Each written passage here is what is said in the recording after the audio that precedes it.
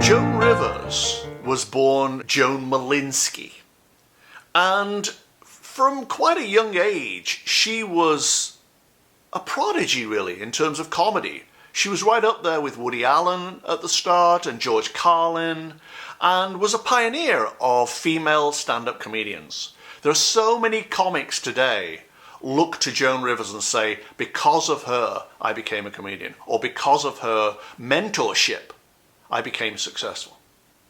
She was a leading figure. She's not only won an Emmy, she won Grammys, and she's written numerous books, recorded numerous albums. She was the first woman to have her own late night talk show.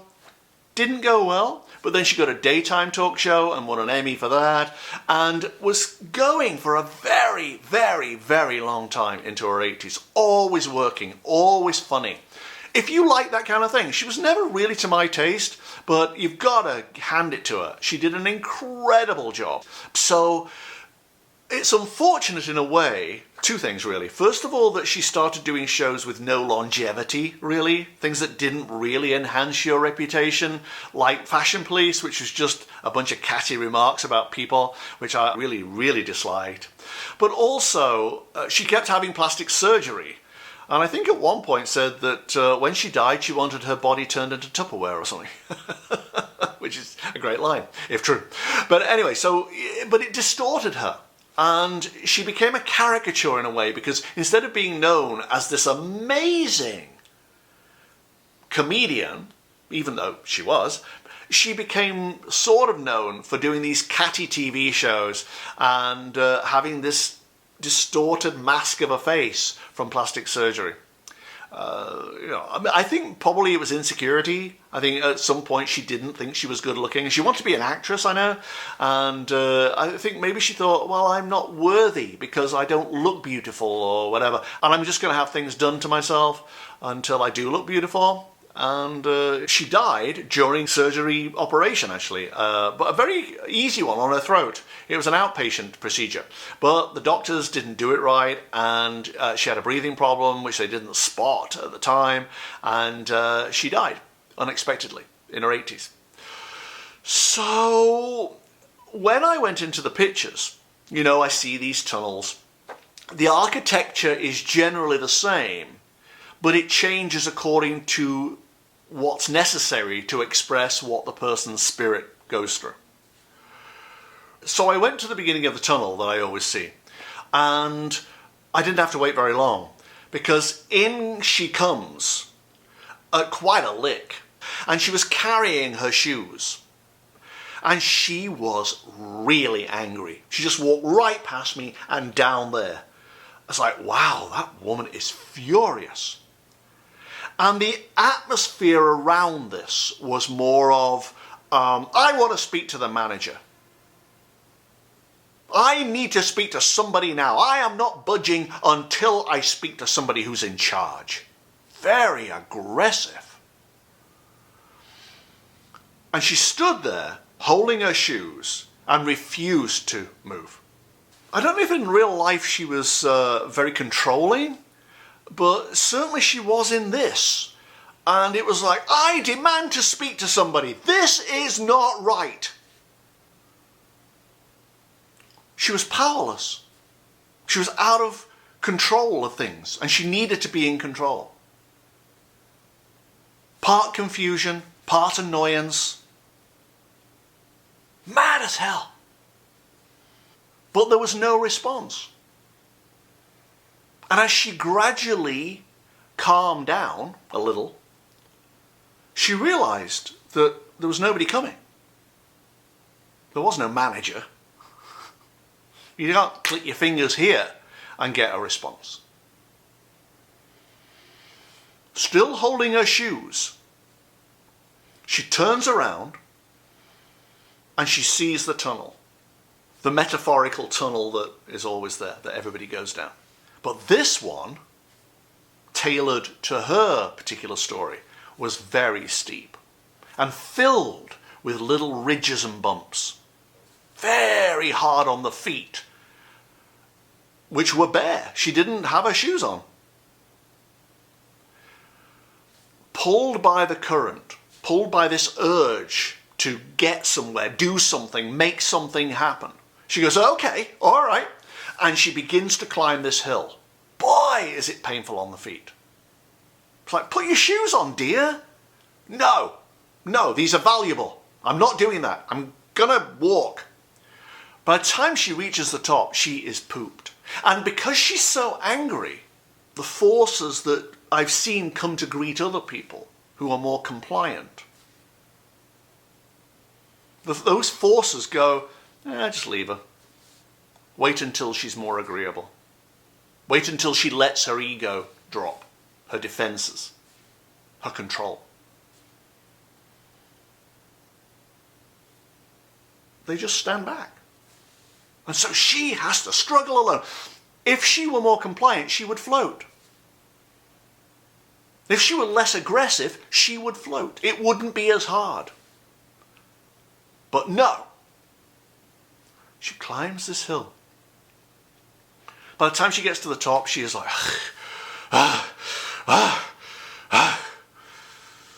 She flops down and she is very distressed. She throws her shoes down and just sits there and bawls. The more she cried, the weaker she got. And the weaker she got, the more diminished her resistance became. When she was at that point, something extraordinary happened.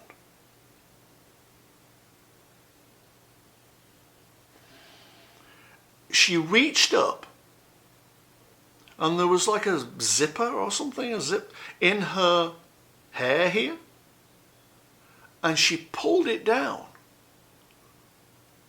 She pulled it down and it went all the way down here, all the way down here, all the way down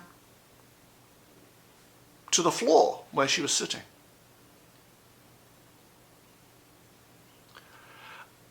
And as weird as this sounds, the two halves of her that had been held in place by the zipper peeled apart like that,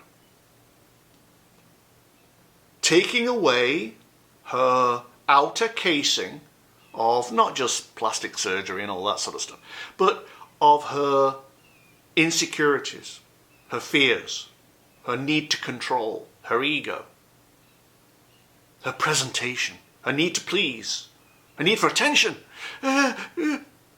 all peeled away in two halves and flopped onto the floor.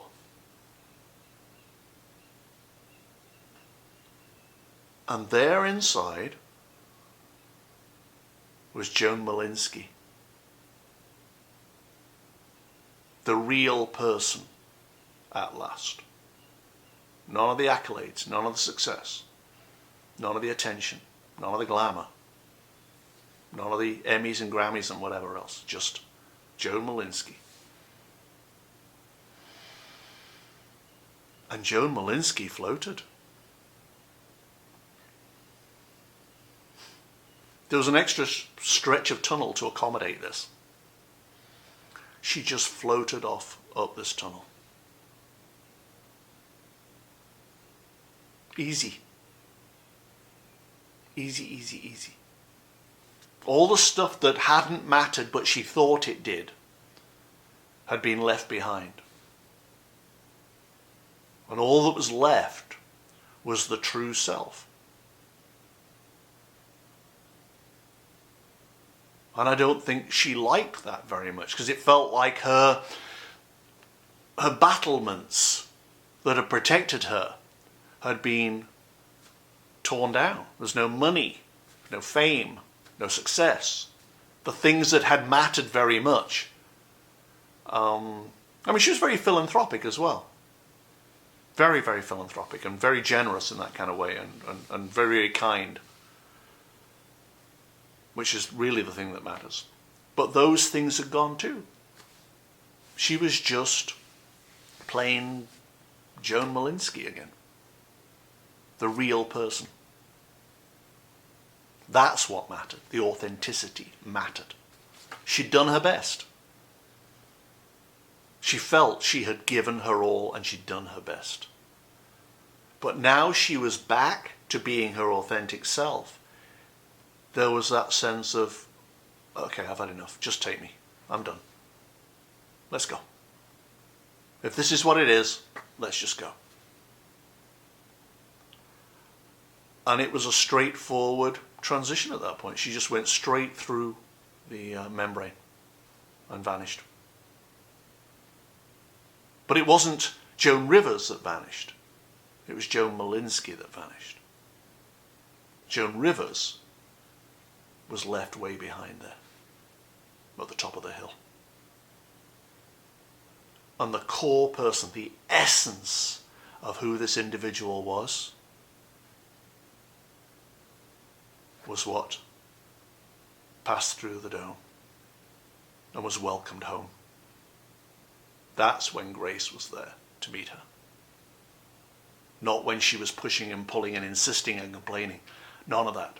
Grace stepped up when she was ready to receive it. When she was Joan Malinsky.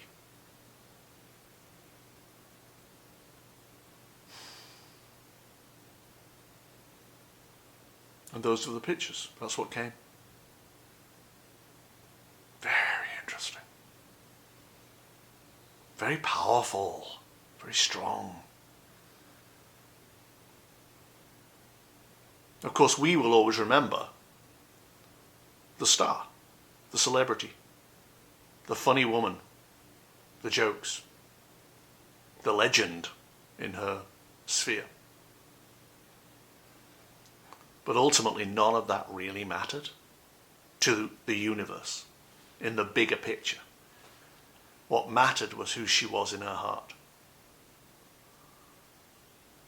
And I believe that she was very kind and loving in her heart and genuine. This other stuff was the distraction from who she really was. Alrighty, that's it. Thank you very much for watching. I really appreciate it. And you can subscribe if you would, like. Thank you very much to everybody who liked last time. That was great. Share if you would. Follow me on Twitter at CashPeters, where I'll see you. Alright, so thank you very much. See you next time. Still on vacation. There'll be another couple of these quick ones. This is probably longer than the normal ones. But there'll be a couple of these more, and then I'll get back to doing the regular videos. Alright, thanks very much for watching. Bye-bye.